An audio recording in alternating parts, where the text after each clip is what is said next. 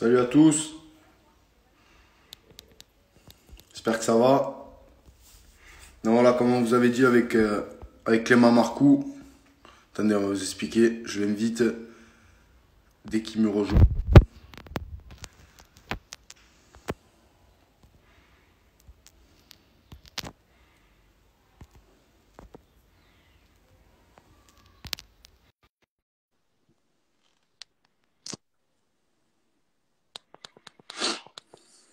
Celle-là, elle est désert. Bon, Andy, Ça va on ou verra pas? la machine. Ça va, nickel. Bon, comment tu vas? Ah, ça va, nickel, nickel, Ce nickel. confinement, là, pas trop dur? Un peu, hein, tu le sais, on aime s'entraîner, on fait comme on peut. Ah, putain, c'est la merde, ça fait chier. Bon. On est obligé de le faire. Tu arrives à t'entraîner tout quand même, comme tu veux? Ouais, franchement, sincèrement, ouais, bon, après, j'ai pas mal de matériel à la maison.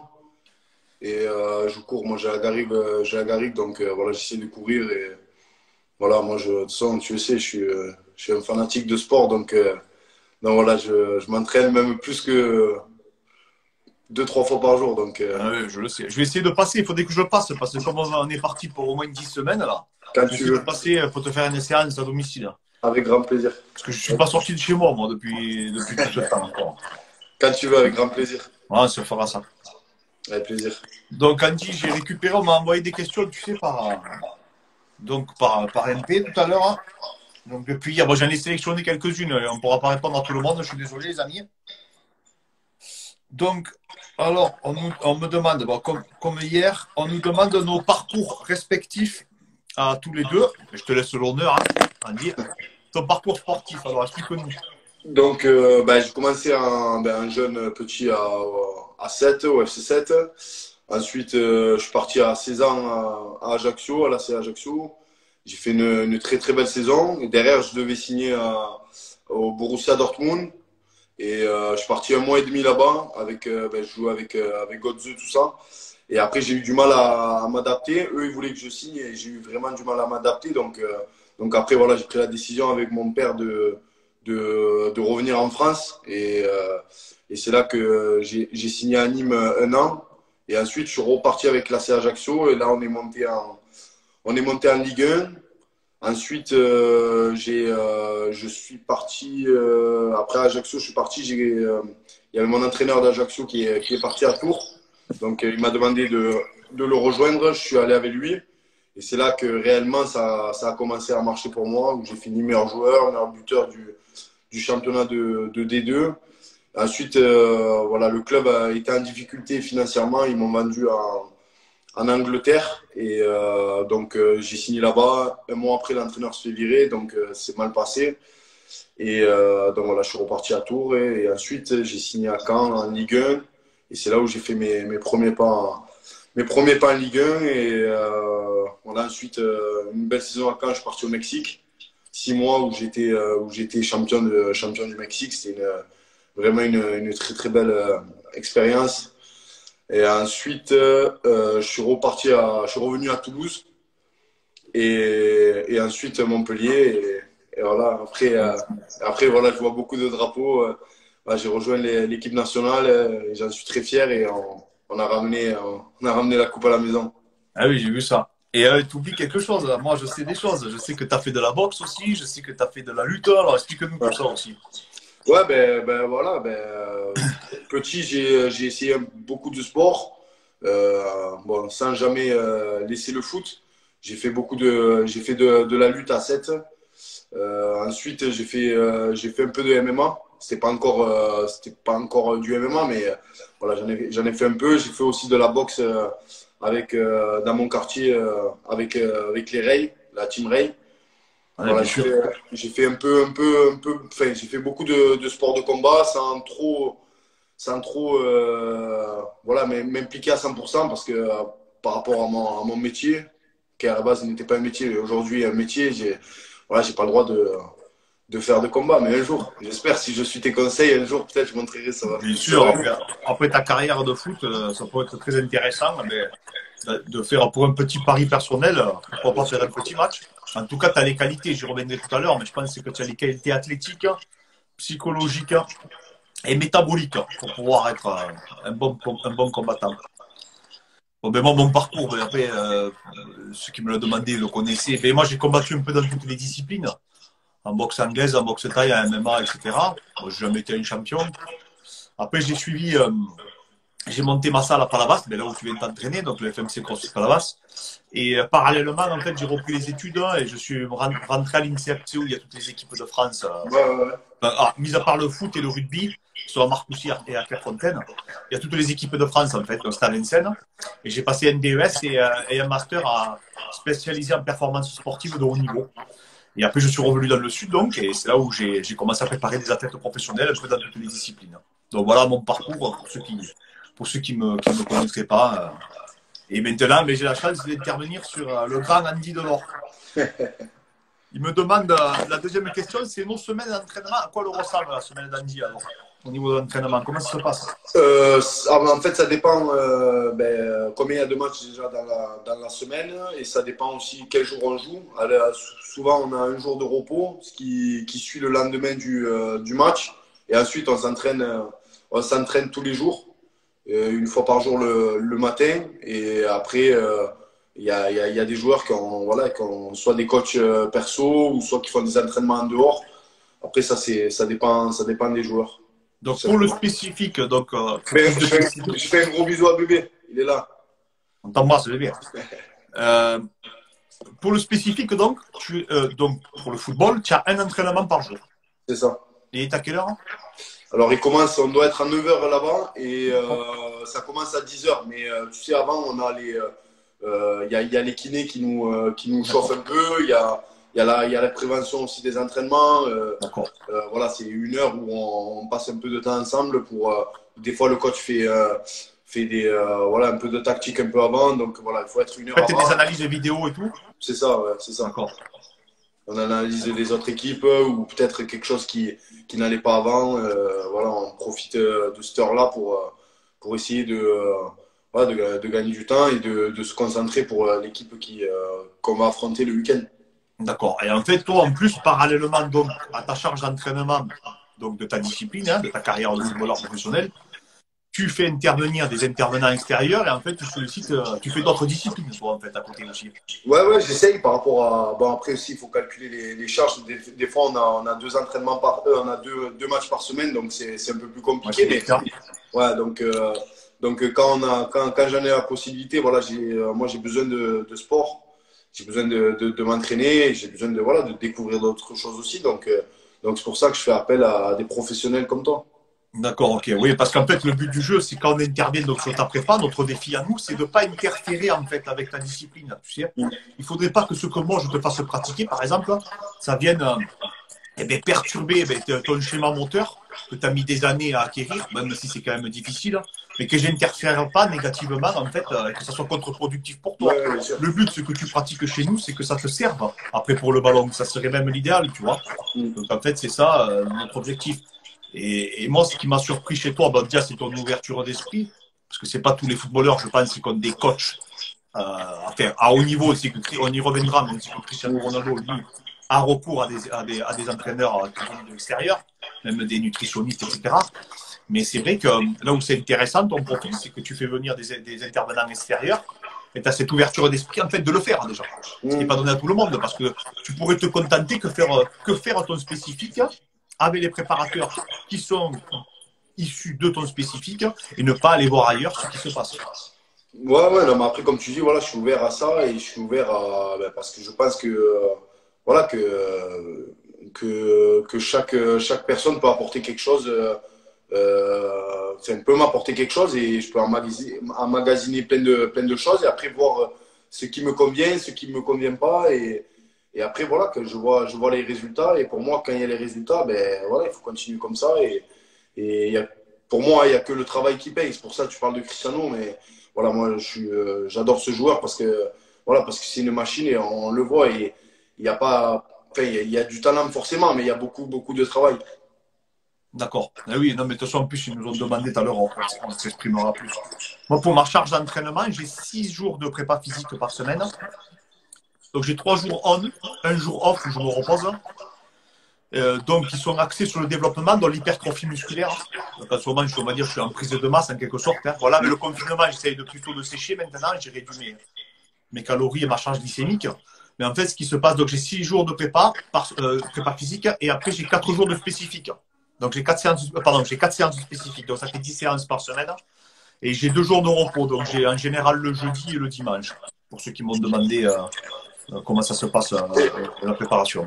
Et pour toi, dans une période comme ça, bon, ça arrive très, très rarement, hein, mais bien sûr, mais pour toi, dans une période comme ça, c'est plus facile de sécher ou de prendre en masse?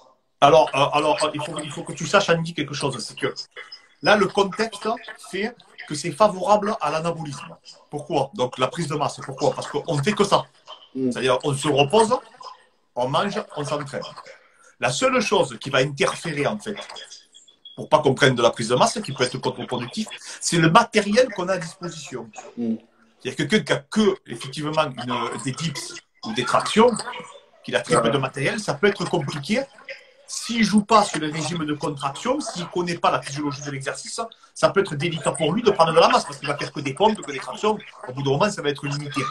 Donc, en fait, si tu as du petit matériel, ne serait-ce que des élastiques, avec différentes résistances, là, ça peut être intéressant. En ce moment, pour moi, selon moi, c'est favorable à la prise de masse. Si tu as du matériel, parce que toi, je sais que il me semble que tu as du matos. Donc là, c'est favorable à une prise de masse. Moi, pourquoi je profite de sécher?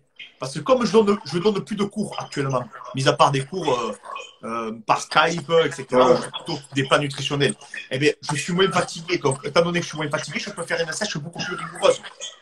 Parce que tu sais très bien que quand tu as une sèche drastique, ça joue sur ton moral, ça joue sur ta condition physique, ça joue sur ton état de fatigue général. Donc moi, j'en profite pour faire une sèche draconienne parce que je fais que ça de mes journées. Donc actuellement, je profite de sécher. Mais quelqu'un qui voudrait se développer, il est dans un environnement extrêmement bénéfique pour faire ça. Et sache que là, aujourd'hui, je fais 7 jours sur 7. Je n'ai pas de jour de repos actuellement parce que je me repose toute la journée après. Je lis, j'écoute des conférences sur la physiologie de l'exercice. Bref, je fais rien. Je suis dans mon lit, je bronze, je fais rien du tout. Comme tout le monde, tu vois, on est tous confinés, tous enfermés. Donc voilà. Donc là, c'est favorable en fait. Pour toi, il faut que tu le vois comme une saison off. Là, c'est on va dire, parce que franchement, je pense que ça va quand même durer vraiment un petit moment encore. Ouais, bien sûr. Ouais. Je ne sais pas si on est sorti de l'auberge là. Mais on a au moins pour un mois encore. Donc il faut vraiment que tu le vois et que tu essayes de pallier. Mais de toute façon, on en discutera ensemble. Mais pourquoi pas travailler sur tes points faibles, tu me diras tes objectifs. Et là, je pense qu'on peut vraiment se focaliser sur des objectifs qu'on n'aurait pas le temps, malheureusement, avec ta carrière, avec ta saison, avec ta charge d'entraînement habituelle. Donc là, c'est intéressant parce qu'on se retrouve nous-mêmes, tu vois. On a du temps pour nous. Et ça, c'est rare quand tu es en activité d'avoir du temps pour toi. Bien sûr. Donc ça, voilà. Donc c'est intéressant, tu vois, parce que c'est des postures qui sont différentes et les gens, je pense que là, ça va être intéressant pour eux. Donc après, on me demandait, alors je te dis, hein, alors on commence par ça. Nos combattants préférés, ils nous demandent. Ah, moi c'est Conor. McGregor. Moi je le sais que c'est McGregor. Et pourquoi, il te demande?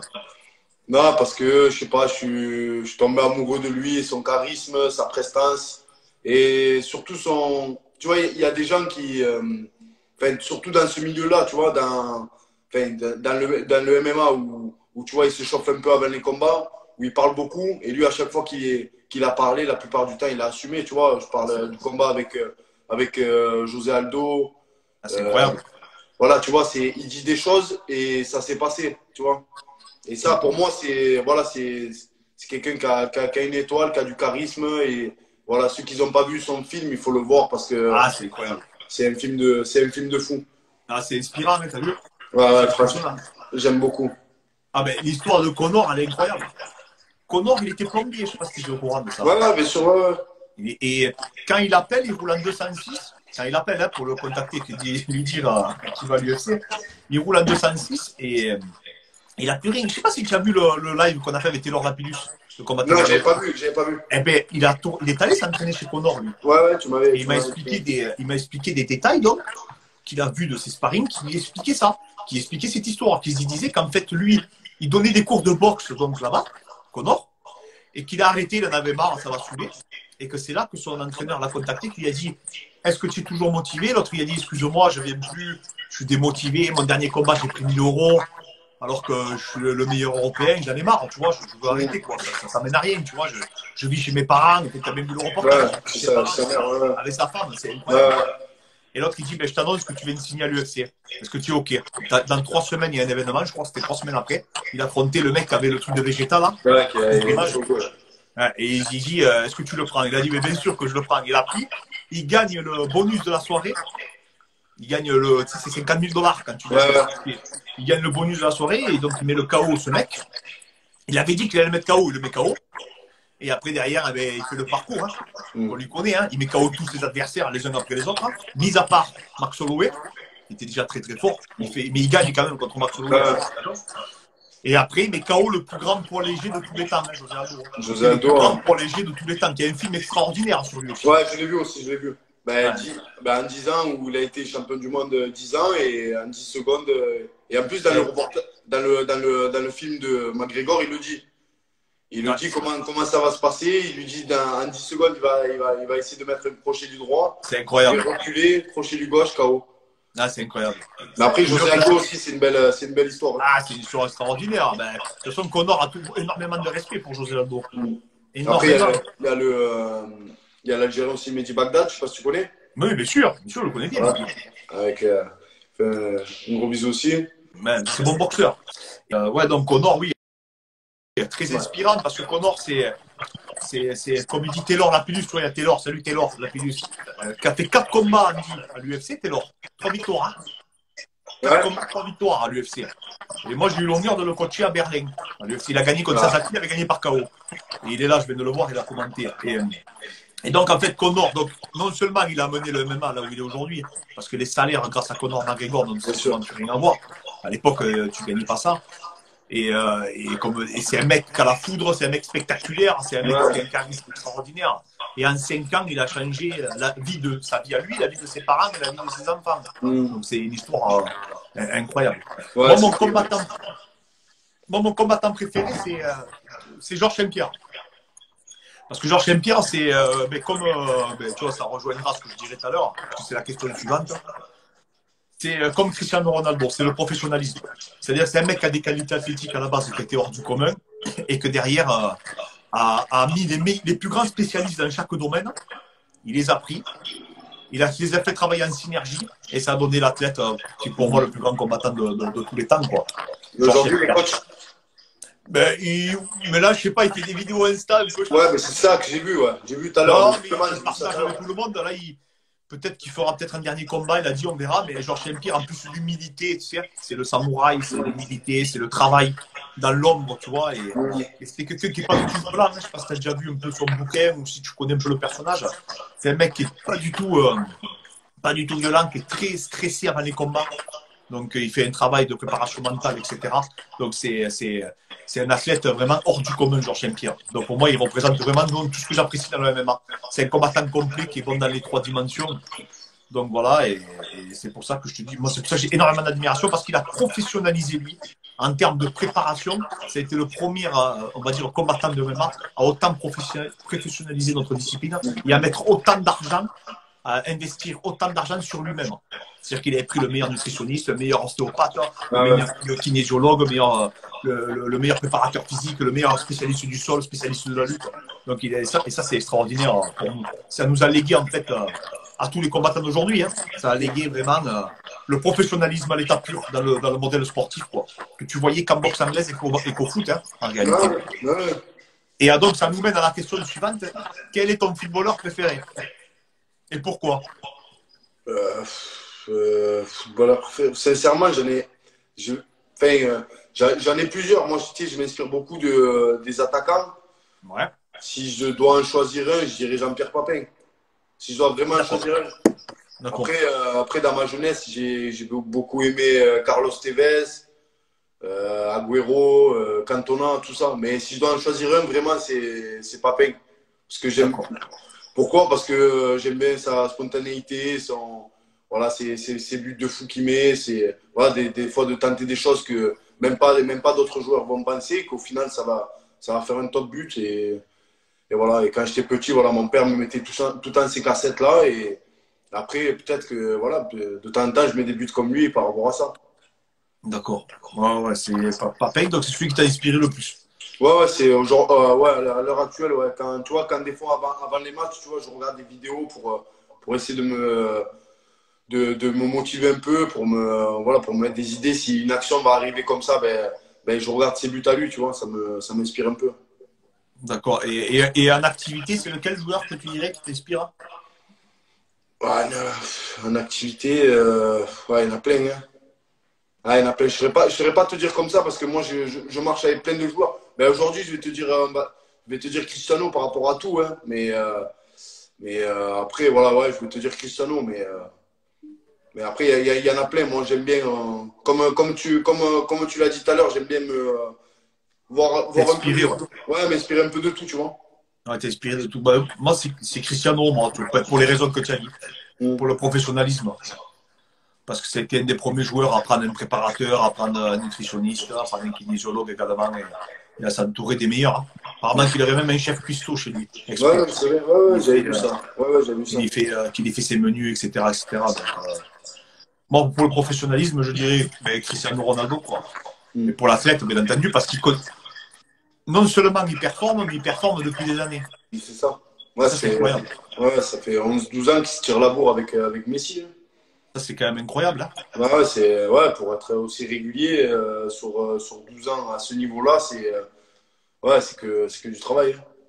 Parce que c'est ta hantise, non? C'est pas la hantise du footballeur, la blessure, quand même. Hein. Bah, tu penses forcément. Après moi, j'ai jamais rien eu, Ouais, bien mais sûr. Je dis moi. c'est vrai que c'est compliqué, hein. C'est ce qui peut tout te stopper. Des fois, tu es bien, tu es dans une belle saison et tu te blesses et après, voilà, ça te tue un peu la saison et voire des fois des années. Donc c'est sûr que bien sûr les footballeurs ils y pensent, hein, comme tous les athlètes d'ailleurs, hein, parce que si tu es blessé, tu peux pas t'entraîner. Si tu t'entraînes pas, tu peux pas perforer.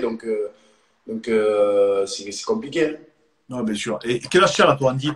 Moi, je viens d'avoir 28. Enfin, j'ai eu Ouais, 28 tu es là. jeune. Ouais, ouais. Ouais, tu es jeune. Tu es encore, ouais, tu es à moitié de ta maturité, on va dire. C'est ma 11e année professionnelle, là. Tu voudrais aller jusqu'à quelle année, toi? Bah écoute, on sait pas, ça, je peux pas te répondre, mais ouais, j'aimerais 34, 35, ce serait bien déjà. Après, Ouais, ça serait top, hein. dans notre équipe, on a Vito Hilton qui a 42. Incroyable, hein? Ça arrive pas souvent. Bah, mais après, tu as l'hygiène de vie qui fait que tu t'entraînes énormément, toi, t'aimes beaucoup t'entraîner, donc. Après, ouais, mais après, je te dis, tu sais pas comment ça se passe. C'est suivant les saisons, si tu joues un peu moins, tu vois, si t'es un peu plus vieux, tu joues un peu moins, ben, tu sais pas, tu peux avoir le moral un peu en baisse. Après, peut-être ça t'incite à arrêter, tu vois. Je saurais pas te dire, je saurais pas te dire. Je pense que ça, tu peux pas y réfléchir avant. Ah ouais. Et le fait de jouer avec des joueurs qui sont forts, donc que tu côtoies, toi, en fait, qui pourraient. Parce qu'en fait, la différence c'est qu'il y a avec des sports individuels, c'est que nous, on n'a pas le sentiment que quelqu'un va prendre notre place, Hmm. tu vois, contrairement à vous. Est-ce que Ouais. toi, tu le ressens, ça, que quelqu'un pourrait prendre ta place mais dans un Bah, futur, hein, ouais, une bah, nouvelle génération, etc. après, après, bien sûr, après, ça, ouais, ouais, tu peux le ressentir. Après, comme je te dis, c'est quand tu vieillis, c'est ça la hantise, que tu sens qu'il y a des jeunes qui poussent derrière. Bon, moi je suis encore jeune, mais après, voilà, comme tu dis, quand tu joues avec des grands joueurs, comme j'ai la chance de jouer en sélection ou même à Montpellier, quand je vois un joueur comme Mahrez, tu vois, voilà, c'est des joueurs extraordinaires. Ou le jeune Attal qui va devenir un grand, il y en a plein, le petit Benacer aussi. Tu vois la différence, tu vois les. Moi, sincèrement, quand on joue avec Mahrez, tu vois la différence. Tu sais pourquoi le mec il joue en Ligue des Champions Ah ouais. et que voilà, c'est un grand joueur, quoi. Ouais, tu ressens, en fait, tu sens qu'il y a un niveau qui est différent, en fait. C'est ça. Bien sûr, ça, il faut pas se le cacher, hein. Et toi, tu vas tu pallies, en fait, grâce à ta culture du travail et cette rage de vaincre qui te qualifie à toi, en fait. Ouais, ouais, surtout à mon poste à moi, tu vois, c'est attaquant. Voilà, moi, voilà, je suis un tueur. Enfin, je dois marquer des buts. Donc voilà, je pense que j'ai un bon poste justement avec ma mentalité voilà, voilà, pour marquer des buts, pour faire la différence. Et jusqu'à aujourd'hui, ça va. Je marque des buts, donc ça va. Tu m'en dis but, surtout, tu es le joueur le plus rapide de Ligue 1. C'est ça. Ça, c'est incroyable. Hein. Plus 30, rapide encore que Mbappé. ouais, 36-8. Incroyable. On m'a posé une question, on m'a dit que comme tu as pratiqué les deux, bon, même si tu n'as pas pratiqué le MMA à haut niveau, Ouais. mais qu'est-ce que c'est les plus grosses différences selon toi entre le MMA et le foot? Qu'est-ce que c'est que tu trouves qui est éloigné Parce que moi, ce que j'aime bien déjà, enfin, ce que j'aimais bien, moi, j'avais pas fait énormément, mais ce que j'aime bien, c'est, enfin, ce que j'aime bien, enfin, ce qui est difficile pour d'autres personnes aussi, c'est le mental. Moi, j'ai cet esprit-là, tu vois, justement, de m'accrocher, d'essayer d'aller jusqu'au bout, mais c'est d'être seul, tu vois. C'est ça la différence aussi avec le football. C'est ouais, tu es seul face à voilà, à ton adversaire? face à ton adversaire ou face à ton entraîneur. Même Bien avec sûr. toi, des fois, physiquement, c'est éprouvant, mais moi, j'arrive à m'accrocher à quelque chose. Et je pense que déjà, c'est un sport, si mentalement, tu n'es pas prêt, c'est compliqué parce que tu n'as personne derrière pour t'encourager ou toi, tu peux compter sur quelqu'un d'autre pour rattraper tes conneries. Je Ah, pense bien que sûr. le moindre truc, voilà, tu te fais couper en deux. Je pense que c'est ça la plus grosse différence entre les deux. Et après, voilà, il y a l'entraînement aussi, c'est pas la même, c'est pas la même intensité aussi. Voilà, c'est un sport individuel. Je pense que tu peux pas comparer les sports individuels à un sport collectif. Ouais, bah déjà oui. Et en plus, moi, ce que je disais à Fred tout à l'heure, c'est que je disais Andy Delors, pour moi, c'est un combattant qui fait du foot. Tu vois ce que je veux te dire? Pour moi, tu as l'esprit d'un combattant, mais qui a été doué pour une autre discipline. Et celui qui serait comme toi, apparemment, c'était Wayne Rooney, qui était d'une famille de boxeurs, apparemment aussi. Bah, c'est ça, ouais, on est, voilà. Bon, voilà. Tout à l'heure, je te l'ai pas pris un exemple, mais voilà, c'est un joueur que j'aime aussi. Parce C'est, que ouais, pareil, mais lui, ouais, lui aussi, il boxait pas mal. voilà, il aime beaucoup la boxe. Ouais, ouais. J'ai regardé beaucoup de reportages sur lui et pareil. Et il paraît que même avant les matchs, quand il jouait à Manchester, il lui mettait un sac de boxe dans la salle d'entraînement avant de rentrer sur le terrain. Et il envoyait au sac de boxe avant de rentrer sur le Je terrain. savais pas ça.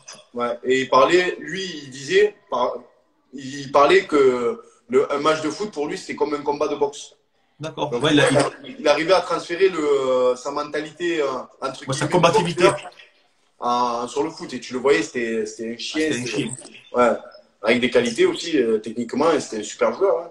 Zlatan aussi, fan de sport de combat, il a fait du taekwondo. Zlatan, ouais, karaté, et je crois qu'il a des dames. Attends, je mets le chargeur quand j'ai plus beaucoup de batterie. Il a des dames, Zlatan, au karaté et taekwondo, je crois. Ouais, le taekwondo, je sais, mais il aime beaucoup le MMA, Zlatan. Je sais qu'il parle beaucoup du MMA aussi également. Ouais, mais tu le vois, il y a certaines vidéos où il lève le pied, il le lève haut. Hein. Non, non, non, mais après, c'est clair que. Mais tu vois, moi, je pense que, ouais, que tu MMA, c'est ce qui te caractérise. Si je te mets comme ça te dérange pas? Non, pas du tout. Tu es un combattant qui est allé dans le foot. Et là, tu vois, c'est marrant parce que, comme je savais que j'avais le live avec toi, Ouais. j'ai regardé pas mal de préparateurs, là, tu sais, qui interviennent que sur le foot. D'accord. Des spécialistes sur le foot. Fred Aubert, un mec qui entraînait l'équipe de France féminine, là, qui était un de mes profs à l'INSEP. Et j'ai repris pas mal de mecs, là, que je regardais. Dont un que c'était le prépa de Sadio Mané et tout, là, qui intervient. Et je regardais un peu ce qu'il leur faisait pratiquer. Beaucoup d'agilité, beaucoup de changements de trajectoire. Hein. On voit quand même que chez les préparateurs que tu rencontres au foot, on s'aperçoit quand même qu'il y a quand même l'héritage de l'EPS et l'héritage du demi-fond, de l'athlétisme, etc. Ouais, Sur bien le sûr. type de travail, hein, comme moi, hein, sur le travail Ouais. technique de pied, sur les appels et tout. Mais c'est quand même vachement intéressant parce que il y a des mecs en termes de motricité, je parle, ils font des choses intéressantes sur la réactivité, tu vois, sur les incertitudes que vous rencontrez. Parce que des fois, ben, par exemple, quelqu'un te fait tir au but, ça ricoche sur un mec, et tu dois être capable d'anticiper cette Ouais, trajectoire. ouais, bien Et ça, sûr. c'est pas linéaire, tu vois. Ouais, bien sûr. Tu dois Ouais, créer des après, adaptations. Et ça se retrouve, par exemple, en boxe et en MMA. Cette incertitude. Parce que le mm, mec va faire une feinte. Par exemple, il va faire semblant de t'envoyer un direct du droit et au final, il va t'envoyer peut-être un high kick ou il va essayer de t'amener au sol, etc. Donc, cette incertitude, moi, je pense qu'elle est transférable aussi bien du foot au MMA que du MMA vice-versa, au ouais. foot. Mm. Et un autre truc aussi qu'on a remarqué avec Fred, c'est que tous les footballeurs qu'on avait, ils frappaient très, très, très, très fort avec les jambes, mais vraiment. Et il y en a qui disent oui, mais la boxe, c'est pas comme frapper dans un ballon, etc. Mais en toute honnêteté, tous les footballeurs qu'on a eu, moi je pense que c'est le psoas iliaque et tout, c'est une explication physiologique. Hein. Moi, j'ai jamais frappé, moi, je vais te montrer quand je vais frapper. Mais je te dis, je suis promis que ça, il frappe vraiment, vraiment fort. Je parle pas techniquement, hein, je parle pas bien sûr. mais en ligne basse, c'est impressionnant. Non, mais je pense qu'il y a la technique aussi de frappe du ballon aussi, tu vois. Bien sûr. Ma ligne basse, ça se rapproche un peu plus, on va dire.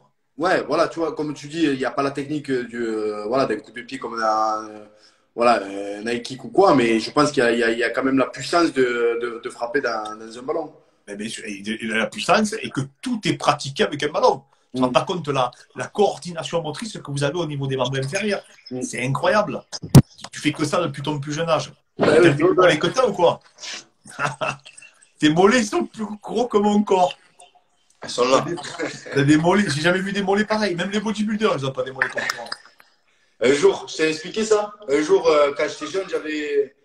Ben, c'était avant que je parte à Ajaccio. Il y avait une salle de muscu à 7. Et j'étais revenu m'entraîner. Et il y avait mon collègue avec moi. Et il s'entraînait à cette salle-là. Et il va voir le patron de la salle. Tu sais, c'était un bodybuilder, tu vois. Il était costaud, solide. Et il lui dit, tu vois, c'est lui mon collègue. Je te disais qu'il a les gros mollets et tout. Et il lui dit, ouais, mais il les a pas comme moi, nanana. Et mon collègue, il a dit, regarde, s'il les a plus gros que toi, tu lui laisses un mois de gratuit à la salle. J'avais pas de sous à l'époque. Donc, j'ai montré les mollets, il m'a fait l'abonnement direct. Ah ouais, mais tu m'étonnes, mais t'as des mollets. Il était dégoûté. Pense, Sandy, à un truc, parce que quelqu'un m'a envoyé un message pour me le dire. Quand le live s'arrêtera, parce que je crois qu'au bout de 45 minutes, il s'arrête, tu sais. Et après, il faut le relancer. Ouais. Pense à enregistrer le live. Ça marche. Pour que les gens puissent le revoir. Parce que à chaque fois, ils me demandent, ils m'envoient des messages, ils me disent pensez à enregistrer le live, etc. Ouais, parce que moi, c'est mon deuxième live en plus. Donc, Ouais, alors tu verras, à un moment, ils te demandent de le publier. J'ai vu l'autre fois, ouais, j'ai vu. Et tu le publies parce qu'après, tout le monde m'envoie. Là, ça fait le 5e message que je reçois qui me dit gardez-moi-le, je ne peux pas le regarder, je peux le regarder après, etc. Pas de souci. Pas de souci. Est-ce qu'il y a un joueur de foot qui t'a impressionné physiquement, avec qui tu as joué sur ses performances, même à la salle, hein. Je ne parle pas au foot, mais que tu voyais s'entraîner comme un lion, tu disais, oh, lui, il est déter quand même. Il y en a quelques-uns. Là, cette année, avec moi, que je trouve qu'il s'entraîne énormément, c'est Pedro Mendes, c'est le défenseur. Ouais. Il y a lui qui s'entraîne énormément. Il y a Vito Hilton aussi, mais différemment. Tu vois, Vito, c'est pas quelqu'un qui va faire de la muscu. C'est plus tout ce qui est cardio et travail de gainage et tout. Mais par contre, Pedro Mendes, ça travaille fort et tous les jours. Donc, ouais, après qui m'a impressionné physiquement, où j'ai vraiment halluciné, je me rappelle, j'étais à Caen et j'étais en train de faire mes lacets, tu sais, quand on rentre pour rentrer sur le terrain. Ouais, et je suis en train de faire mes lacets à genoux, tu vois, et d'un coup, je sens qu'il y a quelque chose qui change, tu vois, dans le couloir. Je tourne la tête et il y avait Zlatan, tu vois, Ibrahimovic. Et je me rappellerai toute ma vie. J'étais en train de faire les lacets, je le regarde comme ça, et il me regarde dans les yeux, et j'arrive voir qu'il le voit que je suis impressionné. Il me regarde, il me fait un clin d'œil. J'ai tourné la tête, j'étais à donf. J'avais gagné le match avant de le jouer. C'est quelqu'un qui a vraiment du charisme impressionnant. Je l'avais vu sur un plateau. Il est grand en plus, comme une mesure, mais 1,96 m. Ah ouais, mais attends, tu te rends compte, hein? Il fait 5 kilos et tu vois, il est pas épais, il est large, il est fin. Ouais, il a une largeur de clavicule. Ouais, c'est ça, c'est impressionnant comme il est large. Même il se tient droit, tu vois. Comme ouais, championnat. Il se tient droit, tu vois. Ouais. Donc, mais ouais, Zlatan, oui, de toute façon, tout le monde le dit. qu'en plus, il a un jeu musclé, il a un jeu compliqué. Ouais. Tout le monde témoigne de ça. Et tu disais tout à l'heure qu'est-ce qui explique sa longévité? Donc, tu penses à Hilton? Est-ce qu'il a, je sais pas, une bonne hygiène de vie, toi que tu le connais? Qu'est-ce que ouais, c'est? bien sûr. Non, mais sur ça, il y a rien à dire. C'est un mec qui fait attention à tout. Il n'y a pas de secret. Hein. Il fait attention à tout. Et après, il y a son physique qui fait que je pense que c'est une exception. Hein. Sincèrement, à 42 ans, être comme il est torse nu, tu le vois torse nu, pas une tête de graisse, les abdos. Après, il s'entraîne tous les jours. il est sérieux. Voilà, quand il doit faire des soins, il fait des soins. C'est C'est voilà. un technicien, lui? C'est quoi? C'est un technicien dans son style de jeu? Non, non, il est derrière et il anticipe, tu vois, dans D'accord. l'anticipation. Après il a le jeu pour aussi, tu vois. C'est que que dans les interventions, il s'adapte aux situations. Voilà, c'est quelqu'un qui est très intelligent et voilà, c'est pour ça que ça fait 22 ans ou 23 ans qu'il est professionnel et qu'il a autant de matchs et qu'il est voilà, que chaque année, à chaque fois, les gens ils croient qu'il va arrêter et qu'il continue et qu'il est capitaine de Ligue 1. Il n'y a pas de secret dans la vie. Ah, mais de toute façon, ça c'est sûr, hein, le travail, l'assiduité et le professionnalisme, ça paye. Bien Et sûr. comment ça s'appelle? Et tu as ressenti une différence, toi, au niveau physique et athlétique, entre les différents championnats dans lesquels tu as joué? Ouais, énormément. Pour moi, hein, en France, c'est le championnat, on va dire, le plus complet, tu vois, où il y a des joueurs qui sont physiques, il y a beaucoup de. Tactiquement, c'est fort, techniquement aussi. Alors que au Mexique, c'était pas trop physique, c'était plutôt technique, tu vois. Il y avait un peu de tactique, et après, en Angleterre, c'était que du physique, tu vois, où ça balançait devant et ça castagnait, tu vois, où ça allait à la bagarre pendant 90 minutes, ça allait à la bagarre. Chaque championnat, je pense, est différent. Après, il faut arriver à s'adapter et arriver voilà. Bah, après, je lis les commentaires aussi avec l'Algérie, c'est pareil. En Afrique, c'est pareil. C'est physiquement, ça envoie. Des fois, tu joues contre des équipes où c'est compliqué. Et voilà, c'est pareil. Pour moi, c'est comme dans chaque discipline. À chaque fois, c'est différent. Oui, oui, mais ça c'est sûr. Non, mais de toute façon, on le voit. Hein, quand tu le vois, le jeu anglais, il est réputé pour être musclé.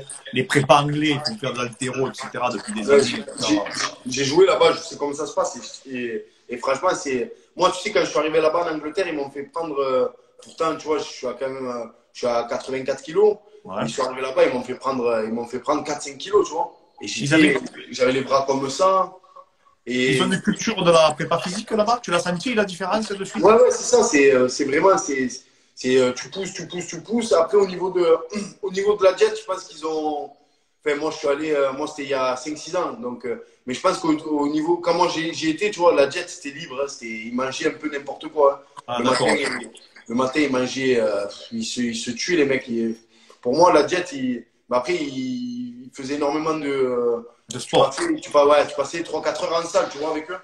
D'accord, ouais. Donc, ouais, ils ont toujours eu cette culture, les Anglais, de la prépa Voilà, physique. d'accord. Hein. Ça, c'est clair et net. Et tu dis qu'ils n'avaient pas de suivi en diète, pas de complément alimentaire, rien. Ils vous ont jamais. Non, si, justement, ils en avaient, tu vois, ils nous faisaient prendre de la prod, tout ça, derrière Ah, les d'accord. entraînements, mais le matin, avant les matchs, tu vois, ce qu'ils bouffaient, les mecs. Moi, si je mangeais ça, je pouvais pas courir. Hein. D'accord. Tu vois, ils se faisaient des croissants, ils mettaient une tonne de miel, banane dedans, des croissants au beurre. Hein. Ah, bien Tu vois, sûr. c'est ça, avant le match, et pour moi, si je fais ça, je peux pas. Après peut-être, voilà, ils sont comme ça, ils ont leur prépa eux, tu vois, mais. Non, mais bon, après, je pense surtout qu'il y a personne qui vient driver de ce côté-là. Mais moi, qui me surprend, c'est que. Et en France, ils vous font pas prendre de complément alimentaire, rien. Il n'y a pas personne. Vous n'avez pas Si, de si, cours sur ça? si, aujourd'hui, après, ça dépend des clubs, tu vois. Ça dépend des clubs, ça dépend les prépas, ça dépend de tout, tu vois. Mais oui, aujourd'hui, on a de la protéine à prendre après les gros entraînements.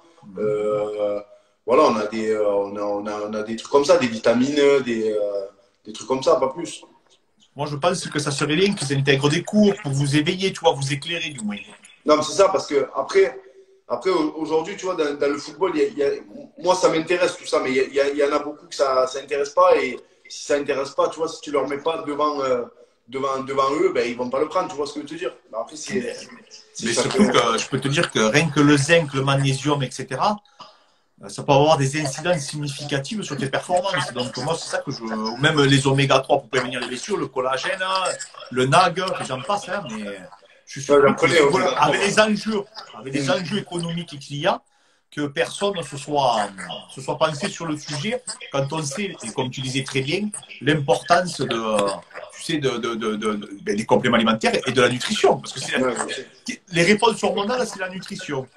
C'est la nutrition. Enfin, il y a quelque chose qui vient avant, c'est le rythme circadien, donc le sommeil. Ça, c'est la rôle principal.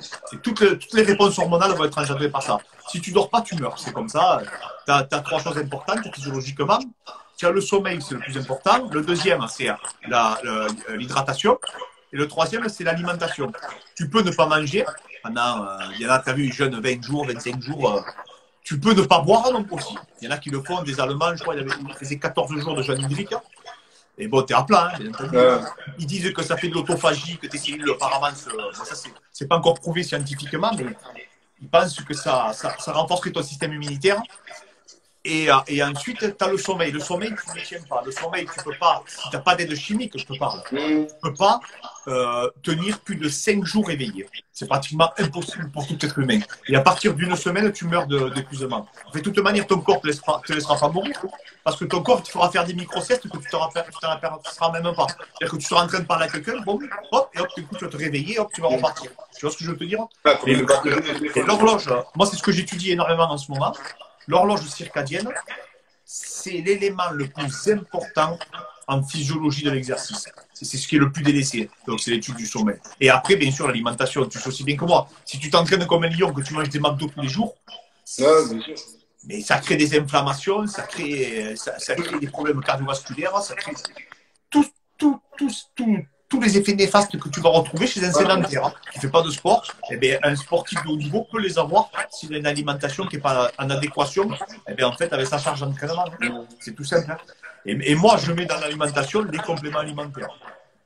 Donc ça, pour moi, c'est indispensable parce que malheureusement, l'alimentation d'aujourd'hui, il ne nous permet pas de couvrir eh bien, tous les besoins en micronutriments.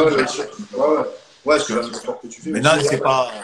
avec toute la pollution et toute la consommation à outrance, tu sais, ces batteries de poulets, là, que tu vois des millions de poulets enfermés, tu ne vois même pas la lumière du jour, tu comprends bien que ce n'est pas la même qualité de protéines que tu vas ingérer que la poule qui est faite chez un petit fermier du coin qui se balade en pleine garrigue. Ça n'a rien à voir. C'est pas du tout comparable. Donc moi, je suis étonné qu'avec l'enjeu économique qu'il y a derrière le football, personne ce soir. Enfin, il y en a qui ont dû le faire, hein, je pense. Oui, mais nous, on en a un aussi, tu vois, de nutritionniste, mais après voilà, ils nous donnent des consignes, et à nous de les suivre. Après, tu sais comment c'est. Hein. Mais tu vois, à l'INSEP, il y avait des consignes. Pareil pour tous les sportifs de haut niveau, mais c'était pas... C'était des petites pancartes que tu avais quand tu mangeais à table, tu voyais ta petite pancarte, ben bon, faut pas déconner, tu vois. Au moment, il faut aussi... Bon, après, il faut que les mecs se responsabilisent. Hein. C'est ça. C'est une démarche personnelle. Ils ne peuvent pas te mettre les trucs dans la bouche, tu vois, aussi. On est des grands, on est...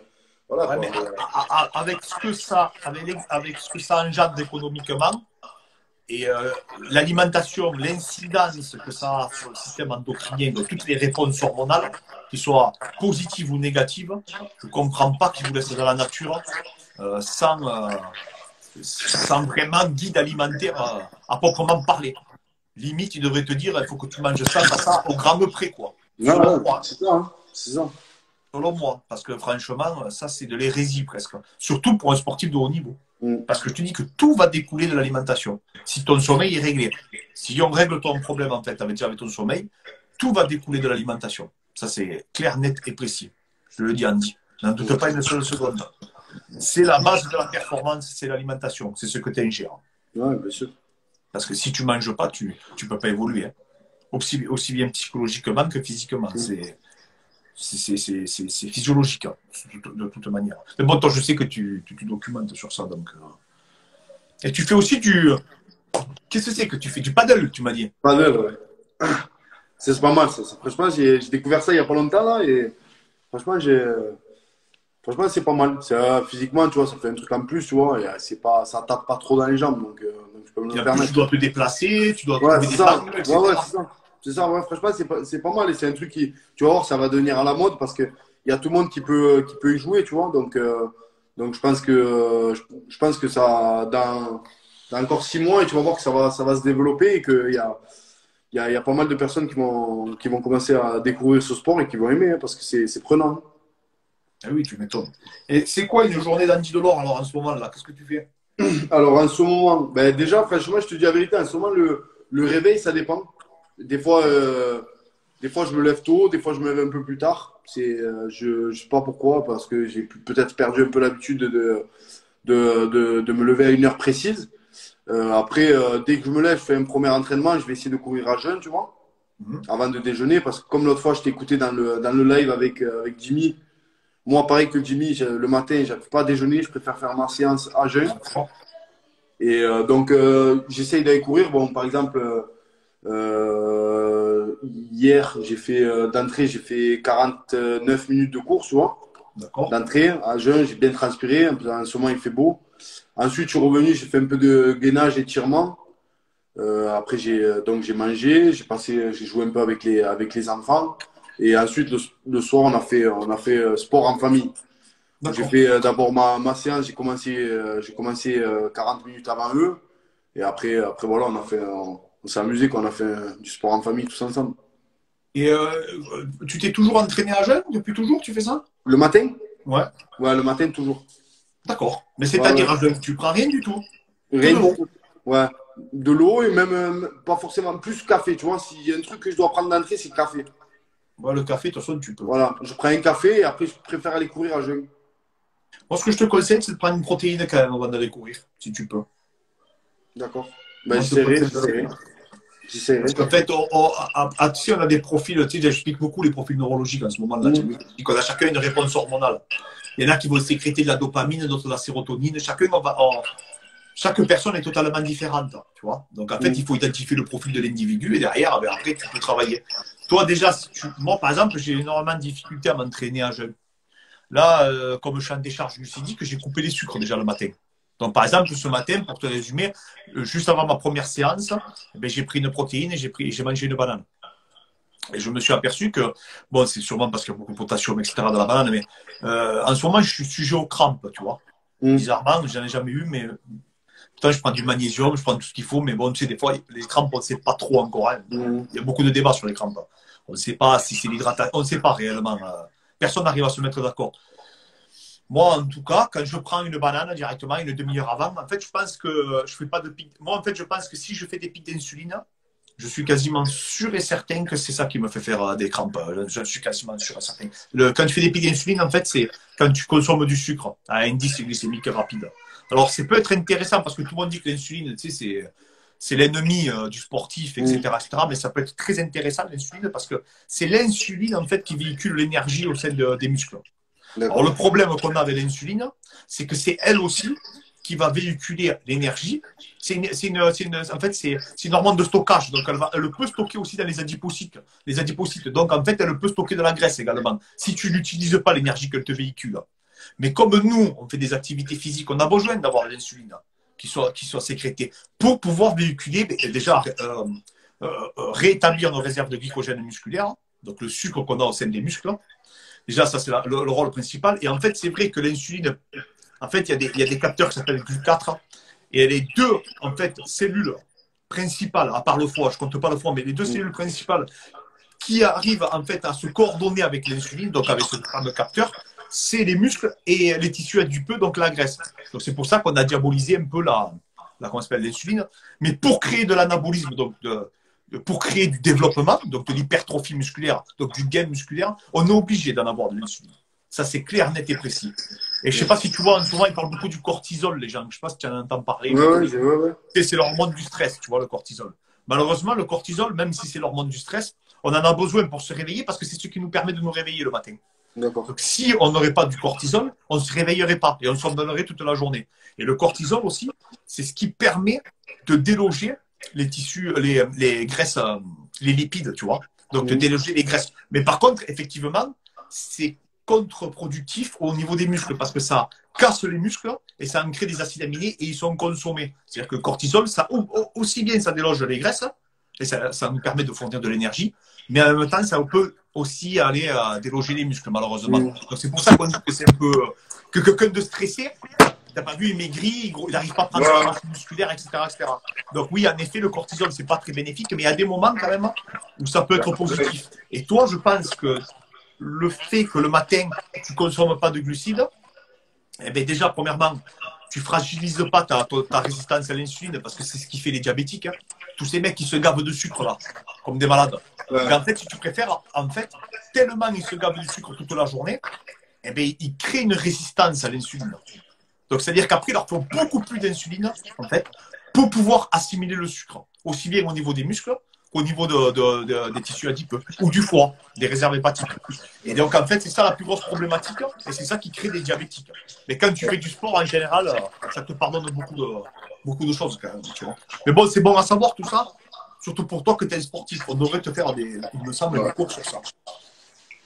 Surtout que je te dis que toi, tu es vraiment un athlète qui fait du foot. Tu vois ce que je veux te dire? C'est pas ton talent qui t'a. Il y a une partie de ton talent, bien sûr, Andy. Mais c'est que tu es un gros bosseur aussi. Tu es un gros travailleur. Et c'est ce qui t'a permis d'atteindre le haut niveau, hein, tout simplement. Hein. Bien sûr. Bon, excusez-moi, je fais que parler, mais quand on commence à parler de système hormonal, après, je m'arrête. Bon, ça va. Bon, mais pour ceux qui sont là, on essaie de se caler dans la semaine, faire une séance. Et... Ouais, je vais essayer la semaine prochaine, je vais essayer de monter pour que je trouve une moyenne. Hein. Parce que moi, en vrai, ça va falloir sortir. Parce que franchement, j'en ai marre là. Je suis enfermé, j'entraîne personne. Fait que je te dis, à part, je fais qu'écouter des conférences 6-7 heures par jour. Donc là, maintenant, il faut que je le mette en pratique, ce que j'apprends. Donc voilà, on peut se faire ça, bon, Andy. Avec plaisir. Bon, ben, c'était super. Hein, je me suis régalé. c'était top. Les amis, merci encore pour tous. Tu penses à l'enregistrer, Andy? Ouais, c'est bon, je le fais, t'inquiète, pas de souci. Et après, on essaie de la récupérer. Tu me l'envoies, je la mettrai sur ma chaîne YouTube. Allez, ça marche. Hein? Pas de souci. Merci à tous. Et FMC Science et Coaching sur YouTube pour ceux qui veulent nous suivre. Et toi, Andy, où c'est qu'on peut te suivre? Bah, toi, tout le monde te suit. Ils me suivent là, Andy Delors. Merci encore, Andy. Bon bisous. Ciao, ciao.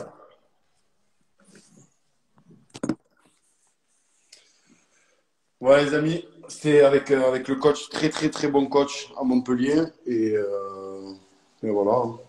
J'espère que ça va. J'espère qu'en Algérie, ça va. Beaucoup de courage à mes frères et sœurs. Et voilà. Bon, on va prendre quelqu'un au hasard. On va faire. On y est là.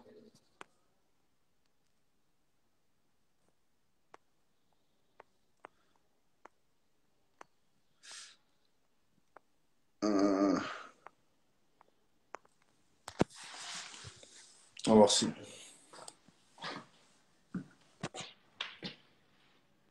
« 83 demande. Je regarde. Mec de rue, je prends quelqu'un au hasard. J'en fais un et après je vais aller m'entraîner un peu.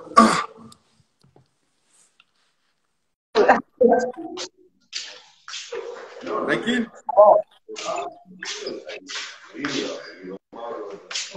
On dit des lots. Ah, on dit des lots. السلام عليكم. الله يبارك. هو لك وقع تهضر معايا. انت تتكلم معايا. من هو انت؟ الو. الو. السلام عليكم. السلام عليكم. Ça va? كي راكم دايرين؟ Désolé. On est là. Ça va. Et vous? كي راكم دايرين مع كورونا؟ C'est compliqué. Hein? C'est compliqué, hein? Il faut rester à la maison, tonton. Il faut rester à la maison, prendre soin de la famille. Ah, merci bien. Hein? Allez, à bientôt, tonton, je t'embrasse. À bientôt. C'est où que je... Là.